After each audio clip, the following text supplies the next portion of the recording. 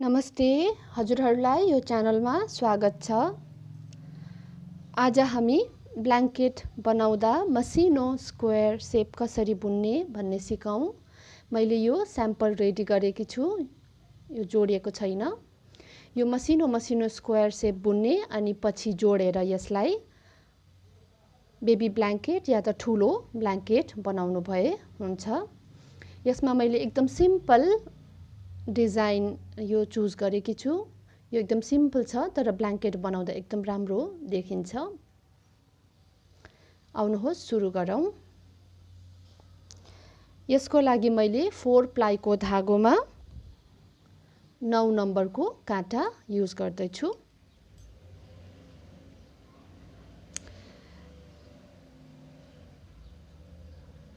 यसरी एउटा सुर्किने लुप बनाउनुहोस् र त्यसमा एउटा काँटामा घर लगाउनुहोस्। यसरी यसमा घर लगाउनु अगाडि म तपाईहरुलाई हिसाब बताउँछु। यसमा बिजोडी नम्बरको घर लगाउनु होला। जस्तै 3, 6, 9, 12 3 ले मल्टिप्लाई 3 ले गुणा हुने नम्बर लगाउनु होला।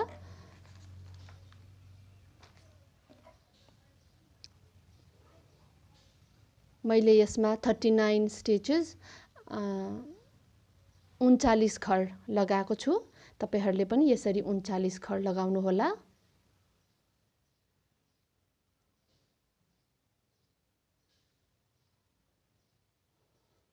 यसरी नै 39 खर तयार गर्नुहोस्। यसमा 39 खर तयार भयो। अब हामी यसलाई बीचमा 3 घर राख्छौं र साइडमा 18 घर राखेर काम गर्छौं। म तपाईलाई हिसाब बताइदिन्छु। जम्मा हामीले 39 घर लगाछौं। त्यसमा साइडमा 18, अर्कोपट्टि 18 र बीचमा 3 घर राख्छौं। यो हिसाब कसरी आउँछ भने जम्मा 49 घरमा 3 घटाउने, यो बीचको 3 घटाउँदा 36 हुन्छ। 36 लाई 2 ले भाग गर्दा 18 हुन्छ। यो 18 चाहिँ साइडमा बस्छ र यो घटेको 3 को बीचमा हुन्छ। हजुरले यो 39 49 घर भन्दा बेसी लाउनु भयो भने पनि यही हिसाब फलो गर्नु होला। अब हामी यहाँ पहिले 18 घर बुनौं र मैले यसमा यो बीचको जुन चाहिँ बुट्टा लगाएको छु, यो बुट्टा हाम्रो फर्स्ट रो देखि नै सुरु हुन्छ। 18 घर सुल्टा बुनाई गरौँ। यो पहिलो रो भएकोले गर्दा हामी यो फर्स्ट को यो घर पनि बुन्छौं। 1 2 3 4 5 6 7 8 9 10 11 12 13 14 15 16 17 18 घर भयो। यहाँ पनि 18 घर गनौं। 1 2 3 4 5 6 7 8 9 10 11 12 13 14 15 16 17 18। अब बीचमा हाम्रो यो 3 घर छुट्यो। हाम्रो यो जुन बुट्टा छ, यो बुट्टा हाम्रो 3 घरले यो निकाल्ने हो। यसको लागि हामी सुल्टो बुनाई गरे जस्तै गरी यसरी उल्टो होइन, सुल्टा नै गर्नुपर्छ। यो भुल नगर्नु होला। एकैचोटी 2 घर सुल्टो बुनाई गरे जस्तै गरी लिने यसरी र स्लिप गरेर यो काँटामा राख्ने, नबुन्ने तर स्लिप गर्ने। अब तेस्रोलाई हामी सुल्टा बुन्छौं र यो जुन अहिले 2 घर स्लिप गर्यौं सुल्टो बुनाई जस्तै गरी, यो स्लिप गरेको घरलाई चाहिँ हामी यो पहिलो रो भएकोले गर्दा अलिक अप्ठ्यारो हुन सक्छ।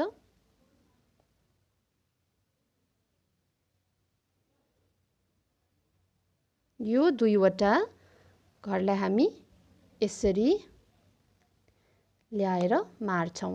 यो बन्द गऱ्यौँ हामीले, यो दुईटा घर मार्यौँ, हामीसँग यस्तो सेप आउँछ। अब यो 18 घर हामी सिधा सिधी सुल्टा बुन्छौँ। 3 4 5 6 7 8 9 10 11 12 13 14 15 16 17 अनि 18। अब यसरी घुमाउनुहोस् र अब हामी सबै सुल्टो बुनाइ गर्छौं। फेरि यो पहिलो घर उल्टो बुनाइ गर्दै स्लिप गर्ने र यो धागो उता लाने। यसो गर्दा हाम्रो यहाँ साइडमा गाँठो बस्दैन। यो साइडमा हाम्रो गाँठो बसाउनु हुँदैन, हाम्रो साइडमा यस्तो हुनुपर्छ फिनिशिङ। त्यसैले यो धागो म उता लाँदै छु र हामी जम्मा 18 घर सुल्टा बुनाइ गर्छौं। यो साइड साइडको जहिले पनि हामी सुल्टा मात्र बुन्छौं। 2 3 4 5 6 7 8 9 10 11 12 13 14 15 16 17 18। यो अहिले यो गाँठो भन्दा यो ठुलो छ। यो चाहिँ हाम्रो अघिको बीचको भाग हो जुन हामीले स्लिप गरेको थियौं। त्यसलाई चाहिँ हामी धागो यता चढाउँछौं र उल्टा बुन्छौं यसरी। फेरि धागो उता लाने र सबै सुल्टो बुनाइ गर्ने।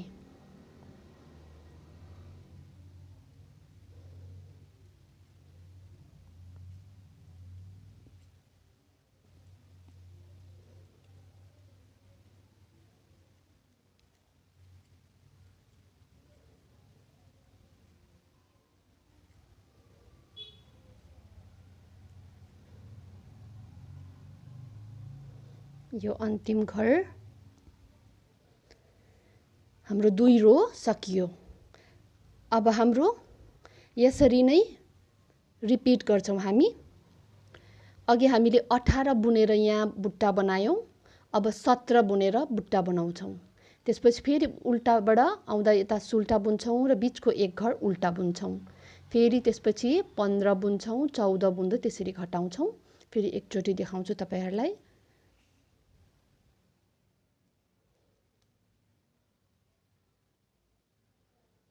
सुल्टा बुनाइ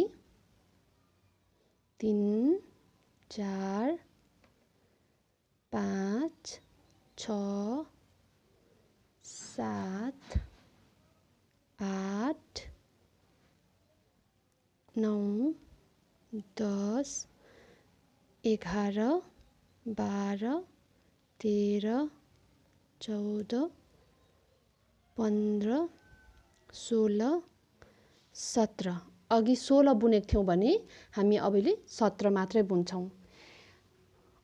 एक दुई चोटी बुनेपछि तपाईहरुलाई यो गनिरहने आवश्यकता पर्दैन, किनभने यहाँ थाहा पाइहाल्छ हामीले।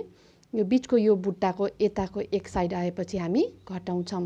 यो बीचमा बुट्टा र यताको एक यो 3 घर अलग्गै छुटिन्छ र तपाईलाई एक दुई चोटी बुनेपछि यो काउन्ट गरिरहनु पर्दैन। अब यस्तो आएपछि हामी यो 2 घरलाई सुल्टो बुनाइ गरे जस्तै गरी स्लिप गर्ने, तेस्रोलाई यसरी अर्कोलाई बुन्ने र स्लिप गरेको यो घरलाई अगाडि ल्याउने। यो दोस्रो राउन्डदेखि त्यति हामीलाई गाह्रो हुँदैन, फर्स्टको रोमा मात्र यो अप्ठ्यारो हुन सक्छ अलिकति। अब यसरी हाम्रो शेप आउँदै गयो। अब फेरि यो सबै सुल्टा बुन्ने, 17 घर हुन्छ यता, आफै अटोमेटिक साइड साइडमा घट्दै जान्छ।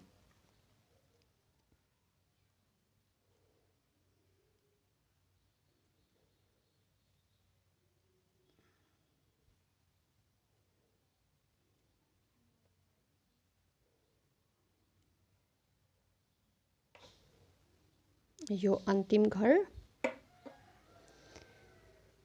यसरी हाम्रो शेप बनिँदै जान्छ। फेरि यता फर्काउनुहोस्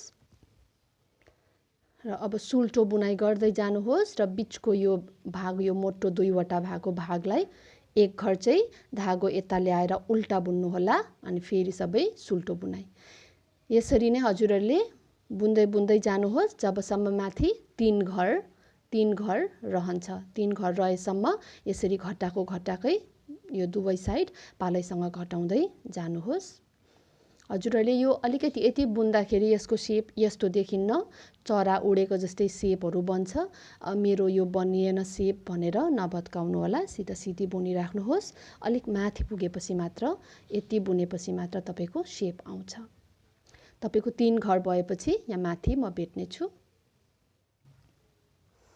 हेर्नुहोस् यो सकाएर यहाँ आइसके। अहिले मसँग जम्मा 5 घर छ। बुन्ने तरिका त्यही फलो गर्दै फेरि घटाउँछौँ।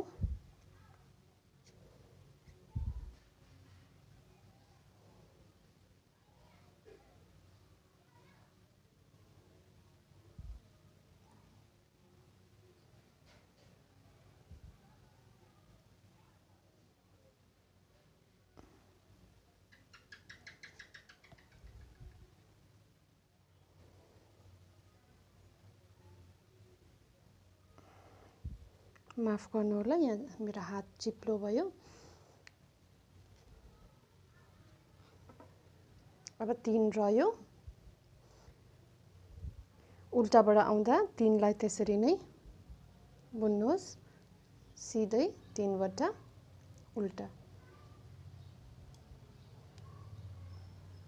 अब यो सुल्टाबाट आउँदा, बुट्टा भएको पट्टिबाट आउँदा 3 छ। हामी यो 2 वटा एकैचोटि स्लिप मात्रै गर्छौं र यसलाई बुन्ने। यो 2 वटा अगाडि ल्याउने। अब यो भित्र धागो यसरी तान्डन काटेर यसरी हाम्रो यो सकिन्छ।